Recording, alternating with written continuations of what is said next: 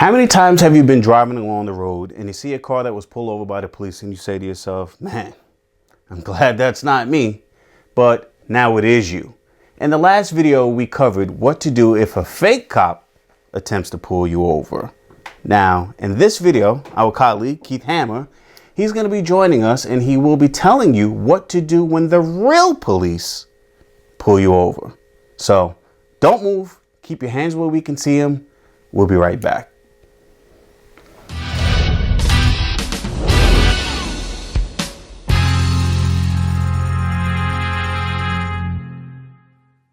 Now, you were pulled over by the police. What do we need to know? Well, we need to know a little officer safety and safety for yourself. So we have a little points that we're going to bring up to help you and the motorist, the motorist and the officer safe when there's a car stop. So you have 8 points. 8 points. 8 points. 8 points that you guys need to be aware of that will make things safer for you and for us out there. All right, so I have my little cue cards here, and I'm just going to run down and you explain to me why these things are important. All right, so the first thing is pull over to a safe location as quickly as possible, preferably in a well-lit area out of the way of traffic. Why is that important? Well, that's important for the simple fact that if you're being stopped, it could be on any major roadway. So you want to get out of the way of traffic. Traffic could be moving at 40 miles an hour, 25 miles an hour. You don't want to get sideswiped. You just want to pull over. As for the lit area, you want the place to be so you have it's safer for you. You can see what's going on. You can see what's going on in front of you. It's really about the officer safety also. Right. It's about, and you have landmarks. So this way you'll know where you're pulled over at, just in case you have to go back for reference points. It wasn't just a dark area. Makes sense. Makes sense. So the second point is don't panic. Stay calm. Why is that important? Well, people tend to seem to panic when they get pulled over, as if they did something wrong. You're hyping up a situation that may not be anything. The cop could just be stopping you just to get your car out of the way. So there's no reason to panic. Just pull over and remain calm. And I would assume too, and I've dealt with it, I know you've dealt with it, that, you know, if I see someone who's a little nervous, it puts me on edge a little bit. Of course. So that's why you will not panic and you would want to stay calm. Correct. All right. So point number 3, don't make any sudden movements and wait for the officer to approach. Common sense or not too common? Well, it is common sense, but I think that people just believe that they want to either get everything ready for the cop or officer, or try to, make sure everything, they're panicking. Like I said before, it might not be a situation where they have to bring out their credentials. Now, as for the officer, as he's approaching a vehicle, he's from the outside. So if he sees you moving or maybe agitated or just not relaxed in a relaxed situation, now he has to tense up because now he's approaching something, which could be nothing in your mind. But to him or her. Correct. All right. So point number 4, keep your hands on the steering wheel, if at all possible, at all times? I say yes. For the simple fact, as an officer trained, you have to watch the hands. Right. The hands will tell the story. Right. If I approach a vehicle and I can see the person's hands, I'm at ease already.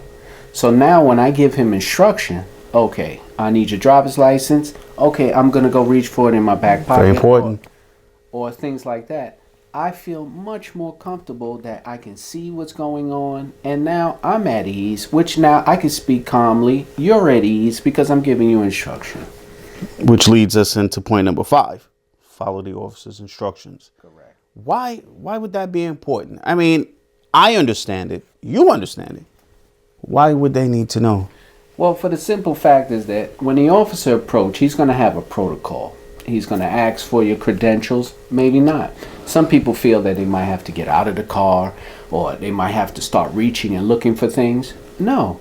Like I said, the car stop might be just as simple as, hey, I was just warning you, you left your trunk open. Mm-hmm. Or your gas tank is open. Yeah, look, you got a flat tire. Flat tire, exactly. Mm-hmm. So there's no reason for you to start anticipating. And then that's going to cause a problem. So just wait for the officer to give his instruction. Follow the instructions. Follow the instructions. Very simple. You say very simple, but it's not simple. I know. So I'll go into point number 6, which is don't interfere with the officer's investigation. Tell me why that. Well, tell them why that's important. Well, you see that a lot. And sometimes it's not only the driver, it's also the passenger. The problem is that people want to talk about what they know, what they think they know, what they might know. Who they know? Who they know. Exactly. There's no reason to interfere and give information that might not either be pertinent or just might be interfering with what the officer is trying to find out. If I have a direct question and I'm approaching the driver and speaking to the driver, I don't need the passenger's input unless there's some type of language barrier. But people seem to want to jump in and talk over. There's no reason for that. Just let the officer speak, listen to the question, and you could probably answer it in a very simple way instead of interjecting. And then you're interfering with the officer.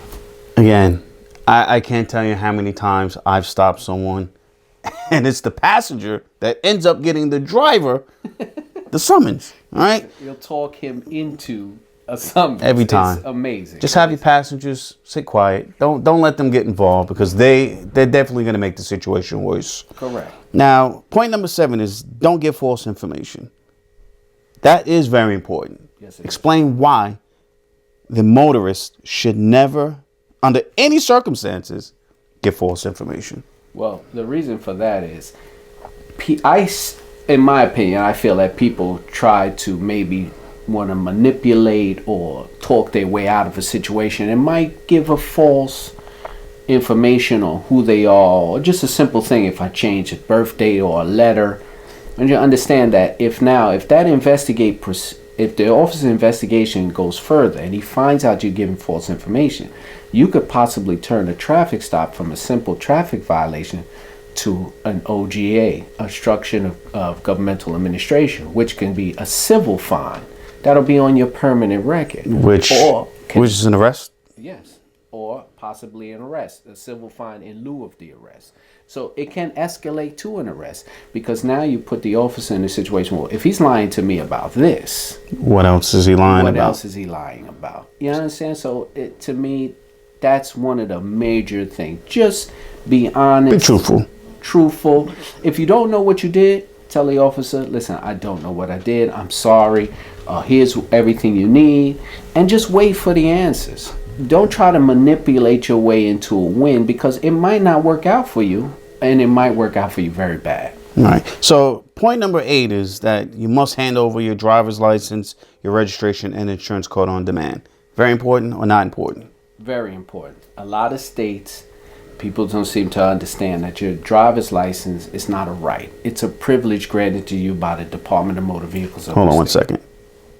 A right or a privilege? It's a privilege. A privilege. Understand that. Right. It is a privilege for you to drive in any state. But go ahead. Correct. So why is it important that we hand over these documents? Because in order to, when they tell you, if you actually read your documents, it says on the back of your registration and on your insurance card, must hand over these documents to a law enforcement officer. That's why you must hand it over. I understand people now want to challenge, why do I have to? Like we said, Officer Easton said earlier, it's a privilege. So it's on demand. When the officer demands your paperwork, these are things that you are required to have when you operate a motor vehicle. Whether you're borrowing your friend's car, picking up a rental truck, you are required to have this. Then when you are stopped, whether it's by an officer or you're in a motor vehicle accident, you have to have these documents on hand. Now, a couple of videos ago, we did the fair DUI and DUI checkpoints. And they tell you that you're not to roll down your window, you're not to hand over your license, put it on the glass, let the officer read it through the glass. Is that going to work here in New York? No, that doesn't work in New York, I don't think. For the simple fact that your document has security features on it. Right. And when I get your document, your driver's license, there's ways I can move it and manipulate it to make sure that the license is not a fake or a photocopy. Mm-hmm. So I have to physically be handed your driver's license so I can touch it, feel the paper, move it around, so I know I have a real document. I know it's off topic, but what is your opinion on that fair DUI flyer? This guy, Warren Redley, again, I said it in the last video. I reached out to this guy. He still hasn't responded back. You know, he mentioned originally, yeah, we should talk about it, but he hasn't made any attempt other than social media. If you guys go look up the fair DUI video, check us out on Google Plus, you'll see that there is conversation. I believe it's on Facebook also. There is conversation back and forth where this guy is attempting to sway me into believing that this thing is a good thing, but it's not. But that's off topic. You guys go, I'll post a link down below where you can check out that fair DUI and the DUI checkpoint flyer video. Good information there. We laid out some good information. Again, Keith, I appreciate, you taking the time out to do this segment with us. Now, for those that don't know Keith Hammer, this is Keith Hammer. He does contribute to the Cops Court and Coffee blog. There's a link down below. You can check him out. Keith also runs our Instagram, our Cops Court and Coffee page. So is there anything else that you can offer to those that are watching to help them understand that when they are pulled over by the real police, it's not a joke. Right. It's not a joke. Well, I can offer this. There's a lot of information flying around. You could turn on the TV, you could turn on the internet, and people talk about what you can and cannot do when you get stopped by the cops. I believe that you should take your own information. Don't go by what other people tell you that's right and wrong, because that can get you in trouble, or that could not be pertinent in your state. So if you really are worried about being stopped, pulled over, whatever it is, you can always go and get yourself a law book for the state you're in. Mm-hmm. Breeze through it if you really want to know your rights. But arguing and thinking what you know and having an argument or a discussion or a debate with an officer about what you think you might know about the laws. Yeah, you said something very important. Debate. Why would you not want to debate on the side of the road with the officer? Where's that going to end up? Where are you going to end up? You start debating on the side of the road. Where are you going to end up? Well, there's only one form for a debate, and that's court. Court. And we don't, as an officer, we have a job to do, and we don't have time to debate an issue. If you want information, you can contact several resources to find out about situation or whatever happened to you, and you want to research it. There's all types of places to go. A debate cannot happen on the side of the road. And it's not going to happen. Once you start debating with me, I'm just going to write the summons and we'll debate it in front of the judge. Let the judge make the decision. Exactly. I am not the judge. I am the issuer of the summons. After that, you can bring all your information and everything you have to say and put it in front of a judge who's a neutral party, and he'll disseminate the outcome. All right. Well, as you've heard, there's plenty of information out there for you guys to look up to make yourself a little bit more aware of what's going on. But of course, we want you guys to continue to come back to Cops Court and Coffee. Again, we are going to be attempting to provide you guys with the most interesting information, make it relevant, make it easy for you to understand, break things down so that you'll have a better understanding of what's going on. So what we're going to do, we'll post down below the actual points so you can review them. What I was thinking about while you were talking, all of these new drivers that are out there, your children, your teens who might be getting a license, maybe it's your friend who just got a license for the first time. Share this video with them. Let them know the things that they should be doing so they don't find themselves in a very bad spot.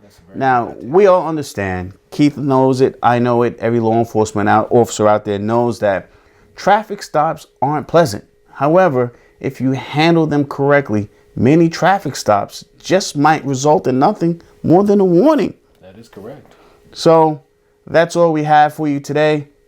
If you haven't done so already, please subscribe to the channel. Give us a thumbs up. We were discussing before we went on air or before we started recording that, we have some things that we're going to be bringing to you guys in the next segment of the show. Good information. Good information. check out the new videos. We will release them every Monday at 10 a.m. All right, so next week we're going to have that new video out. Again, please subscribe. We need that thumbs up. Share the video. Facebook, find us there. Twitter. And as I said, Keith runs the Instagram portion of the Cops Court and Coffee social media outlet. Put up anything you see. Yeah. We'll All right, tell them about that real quick. Videos, photos, anything you see. If you're confused, say like you see a sign, you're like, you know what, this doesn't make any sense. Put it up. We'll try to explain it.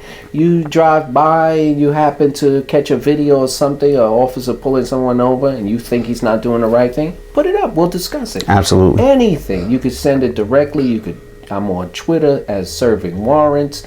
We'll post a link below for that. Right. But anything you guys see on Instagram, you want to put it up, we'll talk about it. I love to put out information. I love to bring people aware of what's going on and how to act, how to react, what to do, what not to do, what's right and what's wrong. Correct.